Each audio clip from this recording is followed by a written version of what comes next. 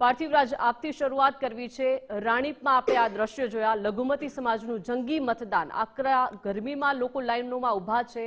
માનવામાં આવી રહ્યું છે કોંગ્રેસે છેલ્લે સુધી પ્રચાર લઘુમતી સમાજને કર્યો, વધુમાં વધુ મતદાન કરવા માટે ઉત્સાહ કર્યો. મને એવું લાગે છે કે આ એક ચોક્કસ પ્રકારની વાત કરવા કરતા મને એવું લાગે છે કે કોણ કયા સમાજનો મતદાન કરે છે એના કરતા અગત્યની વાત એ છે કે ગુજરાતી મતદાર મતદાન કરે છે. સમાજનો વ્યક્તિ ગુજરાતી સમાજ, ગુજરાતનો નાગરિક, ગુજરાતનો દરેક જ્ઞાતિ ધર્મનો વ્યક્તિ મતદાન કરે છે. કોઈ ચોક્કસ જ્ઞાતિનો, કોઈ ચોક્કસ ધર્મનો વ્યક્તિ મતદાન નથી કરતો. દીપિકાબેન, ચોક્કસપણે જે નાગરિક જેને વોટર કાર્ડ મળે છે ગુજરાતી છે. પહેલા એ ભારતીય છે, ત્યારબાદ ગુજરાતી છે, અને પછી આપણે આ ડિવિઝન કરીએ. હું ચોક્કસપણે આપના માધ્યમથી, ગુજરાત ફર્સ્ટના માધ્યમથી કહીશ, ગુજરાતના દરેક નાગરિકોને હું અપીલ કરું છું કે જો તમે લોકતંત્રને બચાવવા માંગતા હો, જો તમે પીડામાં હો, સમસ્યામાં હો, જો તમને એવું લાગતું હોય કે તમારા મતદાનના અધિકારને ક્યાંક છીનવવાનો પ્રયાસ થયો છે, તમારા અધિકારો ઉપર કોઈએ તરાપ મારી છે, ક્યાંક તમને એવું લાગ્યું હોય કે કેટલાક લોકો ઠીક કર્યું, તો એક હક અધિકારને સાચવવા માટે આપ સૌ વધુમાં વધુ મતદાન કરજો. ચોક્કસપણે જે પ્રકારના વાતો, જે પ્રકારની ચર્ચા અત્યારે હાલ ચાલી રહી છે, મને દુઃખ સાથે કહેવું પડે છે કે આપણે આ ભારતીયોને, આપણા દેશના નાગરિકોને જ્ઞાતિ ધર્મમાં વહેંચવાનું પાપ શું કામ કરીએ છીએ. આ બધા ભારતીયો છે, એ પછી કોઈ પણ જ્ઞાતિના હોય, કોઈ પણ ધર્મના હોય, કોઈ પણ ભાષા બોલનારા હોય, એ પછી કાશ્મીરથી લઈને કન્યાકુમારી સુધી, ગુજરાતથી લઈ અને મણિપુર સુધી સમગ્ર દેશના આપણા ભારતીય નાગરિકો, અને ખાસ કરીને આજે ગુજરાતની ચૂંટણી છે એટલે આપણા ગુજરાતી ભાઈઓ બહેનો, એ ગુજરાતી ભાઈઓ બહેનોને અપીલ કરીએ છીએ કે તમારા સ્થાનિક પ્રશ્નોને લઈ આ પ્રકારે જે પણ તમને મુદ્દા લાગતા હોય, કદાચ તમે સરકારના વિરુદ્ધમાં છો કે સરકારની તરફેણમાં છો, ચોક્કસપણે મતદાન જરૂર કરજો. મુદ્દા આધારિત મતદાન કરજો. તમને એવું લાગતું હોય કે ભારતીય જનતા પાર્ટીના શાસનમાં ભ્રષ્ટાચાર થયો છે, તમને એવું લાગતું હોય કે રોડમાં ખાડાની જગ્યાએ ખાડામાં રોડ બની ગયા એ પરિસ્થિતિ, ભ્રષ્ટાચારના હાટકેશ્વર બ્રિજ જેવા ઉત્કૃષ્ટ ઉદાહરણો જોયા. ટીઆરપી ઝોન કાંડમાં જ્યારે ભ્રષ્ટાચારના પાપે જે લોકોએ જીવ ગુમાવ્યા હતા, જે જીવતા ભૂંજાઈ ગયા હતા, બાળકોથી લઈને મોટા, શું એ કોઈ ચોક્કસ જ્ઞાતિના હતા? શું એ ચોક્કસ ધર્મના લોકો હતા કે ગુજરાતીઓ હતા? હરણી કાંડમાં જે નિર્દોષ બાળકો અને ટીચર ડૂબીને જીવ ગયો, શું એ ગુજરાતી નહોતા? કે પછી આપણે પણ એમને ચોક્કસ જ્ઞાતિમાં, ચોક્કસ ધર્મમાં વહેંચીશું? શું તક્ષશિલા કાંડમાં જે નિર્દોષ બાળકોના જીવ ગયા, શું આપણે એને જ્ઞાતિ ધર્મમાં વહેંચશું? આ પ્રકારની ઘટના જ્યારે ગુજરાતમાં મોરબીના કાંડમાં જ્યારે બ્રિજ તૂટ્યો ત્યારે જે લોકો ડૂબતા હતા એને બચાવવા માટે અલગ અલગ ધર્મના વર્ગના લોકો અંદર પાણીમાં કૂદીને બચાવવાનો પ્રયત્ન કર્યો. કોના પાપે નિર્દોષ 135 લોકોના જીવ ગયા હતા? ત્યારે આપણે જે 135 લોકોના જીવ ગયા હતા, શું આપણે એમને જ્ઞાતિ ધર્મમાં વહેંચશું? સ્પષ્ટપણે આજે ચૂંટણી છે સ્થાનિક મુદ્દા ઉપરની ચૂંટણી. જી બિલકુલ, એટલે કે સ્થાનિક મુદ્દાઓની ચૂંટણી છે. આપણે જ્ઞાતિ ધર્મમાં નથી વોટર્સને વેચવા. પરંતુ ઘનશ્યામભાઈ, એમએલએ ઇમરાન ખેડાવાલાએ અત્યારે જ નિવેદન આપ્યું કે બુલડોઝરની કાર્યવાહીનો બદલો લેવાનો સમય આવી ગયો છે. લઘુમતી મતદારોને વોટ દ્વારા જવાબ આપવા માટે અપીલ કરી છે. સોરી, 10 સેકન્ડ લઈશ. જી, આપ ફરી એ વિડીયો પ્લે કરજો. ક્યાંય પણ એ લઘુમતી સમાજ બોલ્યા હોય તો તમે આ સવાલ પૂછો. એમણે મતદાનની અપીલ કરી. બુલડોઝર માત્ર કોઈ ચોક્કસ ધર્મના લોકો ઉપર નથી ચાલ્યું. ઓઢવમાં કોણ હતા? ઓબીસી વર્ગના લોકો નહોતા. સાબરમતીમાં કોણ હતા? વાડજમાં કોણ હતા? એટલે તમે જે ચોક્કસપણે તમે નિવેદનને ફેરવી ના તોડશો. એમને જે સ્પષ્ટ કીધું છે, મતદાનની અપીલ કીધી છે. કોઈ ચોક્કસ સમાજ, ધર્મ કે વર્ગના લોકોની વાત નથી કરી. આપને ફરી ગુજરાત ફર્સ્ટના માધ્યમથી કહીશ કે ફરીવાર એ વિડીયો પ્લે કરો, અને ત્યાં જો ઇમરાનભાઈએ કોઈ ચોક્કસ ધર્મ કે કોઈ ચોક્કસ વર્ગ કે ચોક્કસ જ્ઞાતિના લોકોની વાત કરી હોય તો હું અહીંયા આ મંચ ઉપરથી રાજીનામું આપી દઈશ. જી બિલકુલ. ઘનશ્યામભાઈ, શું કહેશો? પાર્થિવરાજસિંહે કીધું એ તમામ મુદ્દાઓ બહુ સાચા છે કે તમે કઈ રીતે મતદાન કરશો. 30 વર્ષનો ભારતીય જનતા પાર્ટીનો વિકાસ, કોંગ્રેસની જે આજે જે રીતે કોંગ્રેસ ચાલી રહી છે ને ઇમરાનભાઈ જે રીતે કોણ કેવું નિવેદન કરે છે એની ઉપર તમને ખ્યાલ જ આવે. તમે ઇમરાનભાઈએ જે નિવેદન કર્યું એક સમાજને ભડકાવવા માટે, 30 વર્ષથી જે ગુજરાતના શાંતિ છે, સુખ શાંતિ ને સમૃદ્ધિ ને વિકાસ ના મંત્ર સાથે આખા ગુજરાત આગળ વધી રહ્યું છે. આદરણીય મોદી સાહેબે જે યજ્ઞ શરૂ કર્યો હતો એમાં 30 વર્ષથી આ ગુજરાતની જનતા આહુતિ આપી રહી છે અને ગુજરાતનો વિકાસ આગળ વધી રહ્યો છે. એ ક્યાંક ને ક્યાંક હતાશ, નિરાશ, જેને પ્રજાએ નકારી કાઢી છે કોંગ્રેસ છેલ્લા 30 વર્ષથી નથી ને હવે તો બિલકુલ નથી. એટલે કાં તો મહેસાણામાં કોઈનું ખૂન કરે, વડોદરામાં એમના કોઈ તીર્થ બ્રહ્મભટ્ટ જેવા તોફાનો કરાવે, અમદાવાદના કુબેરનગરમાં 3 ભારતીય જનતા પાર્ટીના કાર્યકરોને દવાખાનામાં જવું પડે. આ હતાશ, નિરાશ કોંગ્રેસ હવે છેલ્લે ઇમરાનભાઈ જેવા નિવેદનો કરીને ભડકાઈને ગુજરાતમાં અશાંતિનો માહોલ ઊભો કરવા માંગતો હોય ત્યારે સમજી લેવાનું કે ઇમરાનભાઈ કે કોંગ્રેસ, તમારી આ મેલી મુરાદો કોઈ પણ સંજોગોમાં એમાં કોઈ તમને ગુજરાતની જનતા સફળ થવા દેવાની નથી. ગુજરાતની જનતાએ ભારતીય જનતા પાર્ટીનો વિકાસ જોયો છે, સુખ, શાંતિ ને સમૃદ્ધિ જોઈ છે અને એટલે જે રીતે ભારતીય જનતા પાર્ટીના તરફેણમાં મતદાન કરવા પ્રજા નીકળી હોય ત્યારે હતાશ, નિરાશ અને જી બિલકુલ ઘનશ્યામભાઈ, આપની પાસે આવે ખૂબ જ મોટા સમાચાર મળી રહ્યા છે. રાજ્યમાં સ્થાનિક સ્વરાજની ચૂંટણી માટે મતદાન જે છે તે થઈ રહ્યું છે. ગરમીનો માહોલ છે છતાં પણ મતદાતાઓમાં ઉત્સાહ છે. 15 મહાનગરપાલિકામાં સરેરાશ 36.57% મતદાન થયું છે. 84 નગરપાલિકામાં 47.77% મતદાન થઈ ગયું છે. એટલે કે ધીમે ધીમે મતદાનની ટકાવારીમાં વધારો થશે. 34 જિલ્લા પંચાયતમાં સરેરાશ 45% મતદાન થયું છે. એટલે કે તાલુકા પંચાયતમાં સરેરાશ 47% મતદાન થયું છે. સવારથી લઈને અત્યાર સુધીના આંકડાઓ છે. રાજ્યમાં સ્થાનિક સ્વરાજની ચૂંટણી માટે મતદાન થઈ રહ્યું છે અને એક બાદ એક મતદારોમાં પણ ઉત્સાહ છે, કેમ કે સવારથી જ મતદારોમાં ઉત્સાહ હતો. બપોર દરમિયાન મતદાન મથકો ખાલી જોવા મળ્યા, પરંતુ હવે ધીમે ધીમે આ ટકાવારીમાં પણ વધારો થઈ રહ્યો છે. 34 જિલ્લા પંચાયતોમાં સરેરાશ 45% મતદાન નોંધાયું છે. તાલુકા પંચાયતોમાં સરેરાશ 47% મતદાન થયું છે. એટલે કે હવે આ ટકાવારીમાં પણ ધીમે ધીમે વધારો થઈ રહ્યો છે. પાર્થિવ રાજથી આપણી સાથે જોડાયેલા છે. આપે જે રીતે કહ્યું કે ઇમરાન ખેડાવાલાએ એ નિવેદન નથી આપ્યું, હું પીસીઆર ટીમને કહીશ કે એ નિવેદન પ્લે કરે. એમએલએ ઇમરાન ખેડાવાલાએ જે નિવેદન ભારતીય જનતા પાર્ટીના 30 વર્ષના શાસનના અંદર જે પ્રમાણે અત્યારે બુલડોઝરની રાજનીતિ હોય, અસાનધારાની વાતો હોય અને સરકાર જે બેફામ, સરકારના મંત્રીઓ બેફામ રીતે વાણી વિલાસ કરતા હોય, તેનો જવાબ આપવા માટે ફક્ત અત્યારે એક વોટ આપનો ખૂબ કિંમતી છે. એટલે આપ સૌને મારી વિનંતી છે કે આપ જઈને આપના મતદાન મથકના અંદર જઈને ઉમેદવારને જીતાડવા માટે આપ તમામ પ્રયાસ. તો એમએલએ ઇમરાન ખેડાવાલાના નિવેદનથી અત્યારે માહોલ ગરમાયો છે, કેમ કે તેમણે ખુલીને કહ્યું છે કે બુલડોઝરની કાર્યવાહીનો બદલો લેવાનો સમય પાકી ગયો છે. લઘુમતી મતદારોને વોટ કરવા માટે આ સીધું અપીલ કરવામાં આવી છે, કેમ કે જે રીતે બુલડોઝર ફેરવવામાં આવ્યા છે, અશાંત ધારા જેવા કાયદાના વિરુદ્ધમાં હવે મતદાન કરવા માટે તેમણે આહવાન કર્યું છે. ઘનશ્યામભાઈ, કઈ રીતે આ નિવેદનને આપ જોઈ રહ્યા છો અને અત્યાર સુધીની જે મતદાનની ટકાવારી આપે જોઈ છે, એટલે સ્થાનિક સ્વરાજની ચૂંટણીમાં વિધાનસભાની ચૂંટણી જેટલો પ્રચાર થયો, રોડ શો થયા, આ ટકાવારીને આપ કઈ રીતે જોઈ રહ્યા છો? દીપિકા, પહેલા તો તમે કહું એ ફરીથી ઇમરાનભાઈના નિવેદન બાબતમાં પૂછ્યું, એ ફક્ત ને ફક્ત ગુજરાતની શાંતિને ડોળવાનું કામ છે. કોઈ નિર્દોષના ઘર ઉપર કોઈ બુલડોઝર નથી ફર્યું. જે અસામાજિક તત્વો હોય અથવા જે સરકારી જમીનો મોટા પાયે, આપણને ખબર છે, આપણે ચંડોળા તળાવનું જોયું છે, જ્યાં અસામાજિક તત્વોએ મોટા મોટા મહેલો બાંધી દીધા હતા, એવા અસામાજિક તત્વોને ખદેડવાનું કામ આ ભારતીય જનતા પાર્ટીની સરકાર, આ ભૂપેન્દ્રભાઈની ગુજરાતની સરકારે કર્યું છે. કોઈ નિર્દોષ ઉપર બુલડોઝર નથી ફર્યું. કોઈ નિર્દોષ આવીને કે તો હું રાજનીતિ છોડી દઈશ કે અમારા ઉપર, નિર્દોષ ઉપર આ બુલડોઝર ફેરવવામાં આવ્યું છે. બીજું, મતદાન થશે સાંજ સુધીમાં સારું, પણ જે નથી મતદાન ઓછું ત્યાં દેખાતું હોય એ, દીપિકા, તમામ રાજકીય પક્ષના કોર વોટર્સ હોય છે. કઈ રીતે આપ જોઈ રહ્યા છો? 56%, એટલે કે ઓલમોસ્ટ 50%થી અપ આ ટકાવારી અત્યારે મતદાનની નોંધાઈ છે.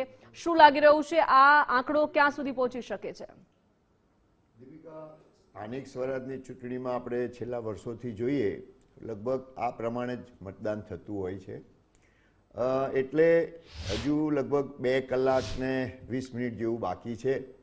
એ દરમિયાન જે મતદાનની ટકાવારી છે હવે થોડી વધશે, કારણ કે દિવસમાં બપોરના ટાઈમે ગરમી હોય એટલે ઘણી જગ્યાએ ગરમીમાં ના નીકળ્યા હોય લોકો.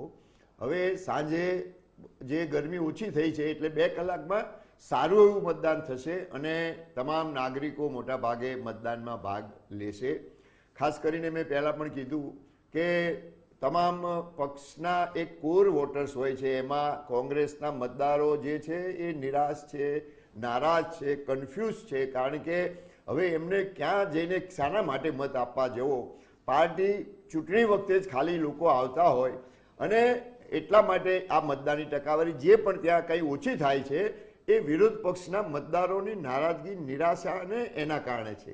ભારતીય જનતા પાર્ટીનો કાર્યકર હોય, ભારતીય જનતા પાર્ટીની સરકાર કે સંગઠનો હોય, ખાસ કરીને દીપિકા અમારા પ્રદેશ પ્રમુખ જગદીશભાઈ વિશ્વકર્મા જે દિવસથી પ્રમુખ બન્યા એ દિવસથી એક દિવસ ઘરમાં નથી બેઠા, સતત લોકોની વચ્ચે ગયા, બૂથમાં ગયા. એ રીતે કાર્યકર પણ 24 કલાક સાથે રહેતો હોય છે પ્રજાનો. એટલે ભારતીય જનતા પાર્ટીના જે મતદારો છે એ તો પૂરતા પ્રમાણમાં ઉત્સાહ સાથે મતદાન કરે છે, પણ જે નિરસતા કે આપણને થોડું ઓછું દેખાતું હોય એ વિરોધ પક્ષના મતદારો એ એમની નારાજગી, નિરાશાના કારણે છે. પણ એવરેજ છતાં હું એમ કહું છું કે એવરેજ મતદાન સાંજે જ્યારે મતદાનનો સમય પૂરો થશે ત્યારે થઈ જશે. ખાસ કરીને શહેરી મતદારો એ થોડા વધારે સિટીમાં કે એમાં એવરેજ કરતા હોય છે. ગામડામાં મતદાર સવારે વહેલો નીકળી જાય, એને વહેલું નીકળવાની ટેવ હોય એટલે એ જિલ્લા પંચાયત, તાલુકા પંચાયતનું સ્વાભાવિક મતદાન વધારે છે અને વધારે થાય છે. એ જ રીતે શહેરી મતદારોમાં અમુક શહેરો એવા છે, દાખલા તરીકે રાજકોટ, એમાં લોકોને બપોરે 1 થી 4 સૂઈ જવાની ટેવ આખા રાજકોટને. આપણો પત્રકારે ના નીકળે ઘણી વખત, એવી હાલત હોય. એટલે ત્યાં સવારે વધારે મતદાન થયું રાજકોટમાં, પણ અમદાવાદમાં એવરેજ મતદાન સાંજ સુધીમાં જે દર વખતે થાય છે એ થઈ જશે. જી બિલકુલ. પાર્થિવરાજસિંહ, આપણે આ પ્રચારમાં જોયું સ્થાનિક સ્વરાજ્યની ચૂંટણીમાં મોટા ભાગની એવી સોસાયટીઓ હતી જ્યાં બેનરો લગાવવા પડ્યા, ચૂંટણીનો બહિષ્કાર કર્યો, નેતાઓને પ્રવેશવા પણ ના દીધા. એટલે તેને આપ કઈ રીતે જોઈ રહ્યા છો? સાથે સાથે જે આંકડા ટકાવારીના આવ્યા છે, શું લાગી રહ્યું છે આમાં? કોંગ્રેસને આપ કઈ રીતે જોઈ રહ્યા છો? ભાજપના સહપ્રવક્તા તરીકે ઢાક પીછોડો ઘનશ્યામભાઈએ કરવો પડે, પણ હકીકત કોંગ્રેસ પક્ષના કોર વોટર કે કોર વોટર ના હોય એની વાત જ નથી. ભારતીય જનતા પાર્ટીના ઉમેદવાર અમદાવાદમાં જાય તો વિરોધ થાય, વાસણા જેવા વિસ્તાર કે જ્યાં વર્ષોથી ભારતીય જનતા પાર્ટી જીતે છે તે વિસ્તારમાં વિરોધ થાય, રાજકોટમાં વિરોધ થાય, વડોદરામાં તો ગેટ બંધ કરી દેવામાં આવે કે ભાઈ ઉમેદવારને પ્રવેશ જ દે, સુરતમાં વિરોધ થાય જ્યાંથી ગુજરાત રાજ્યના નાયબ મુખ્યમંત્રી અને ગૃહમંત્રી આવે છે, CR પાટીલ સાહેબ ત્યાંથી આવે છે, ત્યાં પણ વિરોધ થાય. મોટા પ્રમાણમાં જ્યાં જુઓ ત્યાં જેને કહી શકાય કે વિરોધનો સામનો ભારતીય જનતા પાર્ટીએ સામનો કરવો પડ્યો હોય તેવી અનેક પરિસ્થિતિઓ આવીને ઊભી થઈ છે. પણ ખાસ કરીને તમે જો વર્ષોથી વોટિંગ પ્રણાલીનો ટ્રેન્ડ સમજશો, હું પણ આજ સવારે મતદાન કરવા ગયો હતો અને જે સમયે હું મતદાન કરવા રેગ્યુલર જે સમયે જઉં છું એ જ સમયે ગયો હતો. સામાન્ય રીતે 22માં, 24માં, 21માં આ 8:30 વાગે સવારે મારા પોલિંગ સ્ટેશન બૂથમાં મિનિમમ 20 થી 25 લોકોની લાઈનો, મિનિમમ કહું છું, એનાથી ઓછી નહીં. એટલે કે 20 મિનિટ 25 મિનિટ તમારે ઊભા રહેવું પડે એવી પરિસ્થિતિ થઈ હોય. ત્યારે આજની તારીખમાં આજે જ્યારે હું મતદાન કરવા ગયો ત્યારે માત્ર અમે આખા રૂમમાં મતદાન કરવાવાળા 2 હતા, કોઈ વેઇટિંગ પણ નહોતું. આ ચોક્કસ દર્શાવે છે કે ભારતીય જનતા પાર્ટીમાં વિશ્વાસ કરનારા મતદારોને ભારતીય જનતા પાર્ટીમાંથી વિશ્વાસ ઉઠી ગયો છે. તેમણે જોયું છે કે આ ભય ભૂખ ભ્રષ્ટાચારની સરકાર, કટકી કમિશનથી કમલમ બનાવનાર સરકારથી લોકો ત્રાસી ગયા છે, લોકો નિરાશ થઈ ગયા છે અને એ જ પરિણામ જેને કહી શકાય કે મતદાનના ટ્રેન્ડમાં જોવા મળી રહ્યું છે. સ્પષ્ટપણે જે પ્રકારની ગુજરાત રાજ્યની પરિસ્થિતિ થઈ છે, ગુજરાત રાજ્યે રોજ ભ્રષ્ટાચારના બ્રિજો જોયા છે. એક જ વર્ષમાં 7 બ્રિજ તૂટે તેવી પરિસ્થિતિ થાય. આપણે જે વિસ્તારમાં બેઠા છે અહીંયાથી થોડાક જ દૂર જઈએ એટલે સરદાર પટેલ રિંગ રોડ આવે ને ત્યાં મુહમ્મદપુરાનો બ્રિજ હજી તો તૈયાર નહોતો થયો, તે પહેલાં 2 વાર તૂટી ગયો. એક બ્રિજ એવો આ વિશ્વમાં કદાચ પહેલી વાર એવું થતું હશે કે જેને બનાવવામાં મલાઈ ખવાય અને હવે તોડીને એમાંથી કમાઈ કરવામાં આવશે, એવો હાટકેશ્વર બ્રિજ. આખા વિશ્વનું ઉત્કૃષ્ટ ભ્રષ્ટાચારનું ઉદાહરણ કે 5 વર્ષમાં બ્રિજ તોડી પાડ્યો હોય એવું વિશ્વમાં એક ઘટના થઈ હોય તો બતાવો. ખરાબ જે દેશની પરિસ્થિતિ ખૂબ ગરીબ દારૂણ હશે ત્યાં પણ આ પરિસ્થિતિ નથી. એટલે ચોક્કસપણે વરસાદ પડે એટલે આપણા રોડ બધા સ્વિમિંગ પુલ બની જાય. લોકોએ જોયું છે, લોકોએ ટીઆરપી ઝોનને હરણીકાંડના મુદ્દાને મેં પહેલાં લીધા હતા, પણ લોકો જે પ્રકારે હેરાન પરેશાન છે, નળ ખોલે તો પાણી ના આવે, પાણી હોય તો ગંદુ આવે. અમદાવાદ જેવા મહાનગરમાં માત્ર 24% લોકોને આપણે પોર્ટેબલ એટલે કે પીવા લાયક પાણી આપી શકીએ છીએ. જો એટલો જ વિકાસ કર્યો હોત તો મને એવું લાગે છે કે અમદાવાદ શહેરના 100% નાગરિકોને શુદ્ધ પીવા લાયક પાણી એમના નળમાં મળતું હોત. ભ્રષ્ટાચાર આદરીને, કટકીખોરી કરીને, કમિશન ખાઈને જેને કહી શકાય કે જે ખાઈ બધેલા ભાજપના નેતાઓ છે તેનાથી ગુજરાતની જનતા ત્રાસી ગઈ છે. તે હકીકત છે અને તેનું જ આ પરિણામ છે. ઘનશ્યામભાઈ, 100% મતદાન થાય તે માટે ખૂબ જ અપીલો કરવામાં આવી, આહવાન કરવામાં આવ્યું, વધુમાં વધુ મતદાન થાય. ક્યાં કચાસ આપને દેખાઈ રહી છે? દીપિકા, પૂરતા પ્રયત્ન બધા કર્યા ને એટલી વ્યવસ્થા થઈ છે સારી ચૂંટણી કમિશન દ્વારા, તમામ કોઈ મતદારને તકલીફ ના પડે. અને આપણને આ લાઈનો ક્યાંક ઓછી એટલે દેખાય છે કે એવી વ્યવસ્થા કરી છે કે ઝડપી મતદાન થાય. આજે હું ખુદ મતદાન કરવા ગયો, 1 મિનિટથી ઓછા સમયમાં મારું મતદાન થઈ ગયું. એટલા માટે એટલી સગવડ થઈ છે અને તમામ પ્રયત્ન ચૂંટણી કમિશન અને પાર્ટીઓ કરે છે. પણ મેં પહેલાં પણ કીધું કે 100% એટલે શક્ય નથી કે કોંગ્રેસના મતદારો હવે કેમ કોંગ્રેસને મત આપે. 30 વર્ષથી કશું જ કરતા નથી, પ્રજા વચ્ચે જતા નથી, ખાલી આક્ષેપો કરવાના ભાજપ ઉપર, કટકી ના કર્યું તે કર્યું. અરે એમને આ વિકાસ, દીપિકા, એક ગ્લાસમાં પાણી ભર્યું હોય તો અડધો કોઈ કે ખાલી છે, કોઈ કે અડધો ભરેલો છે. કોંગ્રેસને હવે એ ખાલી જ જોવાની ટેવ પડી છે. આપણે સરખેજથી ગાંધીનગર સુધી આપણા નજીકથી જે એસજી હાઈવે નીકળે છે દીપિકા, એ સળંગ એક પણ સિગ્નલ વગર 6 લેન ગાંધીનગર સુધી જશે. આખા ગુજરાતમાં કેટલા બ્રિજો, કેટલા રોડ, કેટલા રસ્તા. એક જમાનો એવો હતો દીપિકા કે વટવામાં લોકોની ફેક્ટરી હોય તો રહેવાય ને નારાયણપુરા કે નવરંગપુરા કે આ બાજુ આવે. તમામ જગ્યાએ રોડ, રસ્તા, બીઆરટીએસ, મેટ્રો જે સગવડ થઈ એના કારણે લોકો બધે ચારે બાજુ હવે રહેવા લાગ્યા. વટવા હોય તો વટવામાં લોકો રહેવા માંડ્યા, નિકોલ હોય તો નિકોલમાં રહે, નરોડા હોય તો નરોડા. અને આદરણીય વડાપ્રધાન મોદી સાહેબ આવ્યા એ પહેલા આ કોંગ્રેસની સરકાર ગુજરાતમાં હોય કે મધ્યપ્રદેશમાં નર્મદાની કેનાલ આગળ ના વધવા દઈને ગુજરાત આખું તરસ્યું મળતું હતું. આજે એના કારણે દીપિકા, આપણે અમદાવાદથી કચ્છ સુધી જઈએ તો રસ્તામાં પહેલા અમારે, હું પણ ખેડૂત છું, ગામડામાં રહું છું, પહેલા અમારે ઉનાળામાં બધું વેરાન પડ્યું હોય. આજે ઉનાળો લીલોછમ, ત્યાં ડાંગરની ખેતી થાય છે.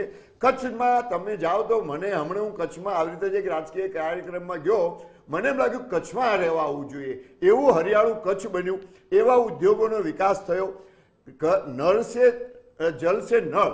ઘનશ્યામભાઈ, હરિયાળું કચ્છ થઈ ગયું છે, હું પણ માનું છું, પણ કચ્છની વતની છું, પરંતુ હજુ પણ રોડ રસ્તા ક્યાંક ને ક્યાંક નથી બન્યા, એ પણ વાસ્તવિકતા છે. ભારતીય રાજ્ય શું કર્યા છે એ પણ સાંભળી લઈએ. સતત વિકાસની પ્રક્રિયા ચાલુ છે. હું જવાબ આપું. કેટલો બન્યું છે, કેટલા હું જવાબ આપું. જી, મોટા મોટા રોડ રસ્તા શીખ તમે ગઢવી સાહેબ, હવે હું જવાબ આપું. તમે દિલ્હી જાઓ, તમે દિલ્હીથી મુંબઈ, ગઢવી સાહેબ, હવે હું જવાબ આપું. આપણે જવાબ પણ સાંભળી લઈએ. ના ના, મારી તમારી વાત, તમે તો કથા કરો તો અમારે કથા સાંભળવાની, કથા કરો ત્યારે અમારે સાંભળવાની. બરાબર, 3 વર્ષ પહેલા તમને ગ્લાસ અડધો દેખાતો, આક્ષેપ કર્યા, હવે આપણે જવાબ પણ 3 વર્ષ પહેલા ગ્લાસ અડધો જ દેખાતો હતો. તમે આજ પંજાનો કેસ પહેરીને બેસતા હતા અને ત્યારે તમને નર્મદા કોંગ્રેસ લાવી હતી તેવું બોલતા હતા. ત્યારે તમે એવું કહેતા હતા કે જે કેનાલો બની એ ભાજપના ઉંદેડા ખાઈ ગયા. એ કેનાલો કોણ ખાઈ ગયું? ભાજપના ઉંદેડા ખાઈ ગયા. તમે જે વટવા વિસ્તારની વાત કરો છો ને, એ વટવા વિસ્તારમાં હું રહું છું, બતાવું તમને રોડ રસ્તાની હાલત. રોડ જ નથી એવી પરિસ્થિતિ. ચલો લઈ જાઉં તમને, અત્યારે લઈ જાઉં. કેટલું જુઠ્ઠું બોલવાનું. ભાજપના સંસ્કાર આવી ગયા છે એટલે જુઠ્ઠું બોલવું પડે. તમે મને કહો, હજી અમારા બ્રિજો અડીકર ઉભા છે, હજી અમારા આપણે એક વખત સાંભળી લઈએ પાર્થિવરાજ શું કહી રહ્યા છે. તમામ જગ્યાએ તમે જે વિકાસ જુઓ, હમણાં તમારા ઈસનપુર આગળ એક બ્રિજ બન્યો, અરે કેટલી કેવી સગવડો આપી, કેવા રેલવે સ્ટેશનો બને. તમે અમદાવાદનું રેલવે સ્ટેશન એરપોર્ટ જેવું ઐતિહાસિક બનશે, સાબરમતીનું તમને કેટલી ઐતિહાસિક કેટલું બનશે. કમલમમાં કમિશન કેટલા કેટલું રૂપિયા- કેટલા હાટકેશ્વર રૂપિયા- બીચમાં ઘનશ્યામભાઈ, કેટલું કમિશન પાર્થિવરાજને પણ આપણે સાંભળી મને લઈએ. હવે મને બોલવાનો મોકો આપો. કોંગ્રેસમાં કરપ્શન નેતાઓના ઘર ભેગું થયું.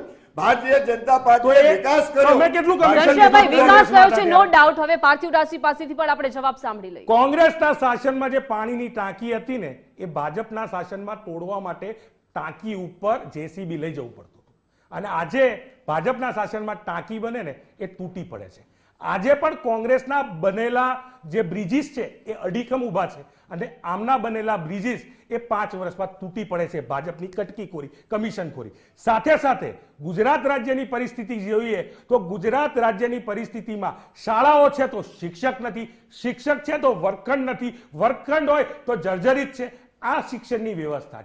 ગુજરાત રાજ્યની એક પણ સરકારી હોસ્પિટલ, કોઈ એક પણ સરકારી હોસ્પિટલ જે પ્રજાને મફતમાં દવા આપે, એની સારવાર કરે, એવી એક પણ સરકારી હોસ્પિટલ એ આ લોકોએ ભાજપવાળાએ બનાવી નથી. અમદાવાદ શહેરની જે પણ કોર્પોરેશનની 3 મોટી હોસ્પિટલો છે એ માત્ર ને માત્ર કોંગ્રેસના શાસનમાં બની છે. એ વીએસ હોસ્પિટલ હોય, એ શારદાબેન હોસ્પિટલ હોય કે એલજી હોસ્પિટલ હોય. સાથે સાથે હું વાત કરું કે આંખોની ઈલાજ માટેની નગરી હોસ્પિટલ પણ કોંગ્રેસના શાસનમાં બની. એશિયાની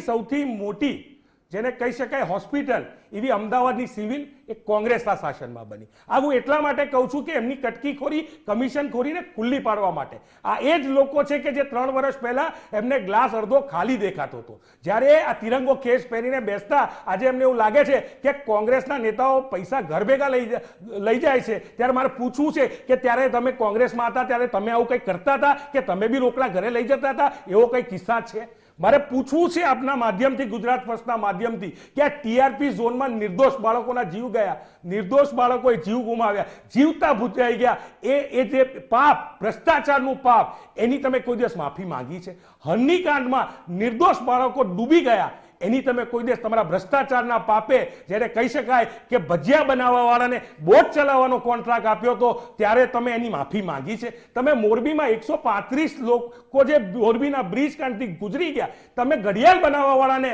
જેને કહી શકાય કે કટકીખોરી કરી અને મોરબીનો બ્રિજ બનાવવાનો, ઘડિયાળ બનાવવા વાળાને કોન્ટ્રાક્ટ આપ્યો, ત્યારે તમારા ભ્રષ્ટાચારના પાપે આ ગુજરાતીઓએ જીવ ગુમાવ્યા, તમે એની માફી માંગી છે ક્યારે? આ મુદ્દો એટલા માટે છે કે સ્થાનિક સ્વરાજની ચૂંટણીમાં જે પ્રજા પીડિત છે, જે પ્રજા જે પીડામાં છે, તેના માટે થઈને ગુજરાત પ્રદેશ કોંગ્રેસ સમિતિ દ્વારા 5000 કિલોમીટરની જન આક્રોશ યાત્રા થઈ. સમગ્ર ગુજરાતમાં તાલુકે જિલ્લે કોંગ્રેસ પક્ષના પ્રમુખ અમિતભાઈ ચાવડા તાલુકે ફર્યા, લોકોની પીડા સાંભળી. એ ગામડા હોય, શહેર હોય, અને જેને કહી શકાય કે એમના ભ્રષ્ટાચાર, જે બ્રિજની વાત કરે છે, જે રોડની વાત કરે છે. અરે ભાઈ, પહેલાના સમયમાં રોડમાં ખાડો પડતો હતો, તમારા સમયમાં ખાડામાં રોડ હોય છે. જી બિલકુલ.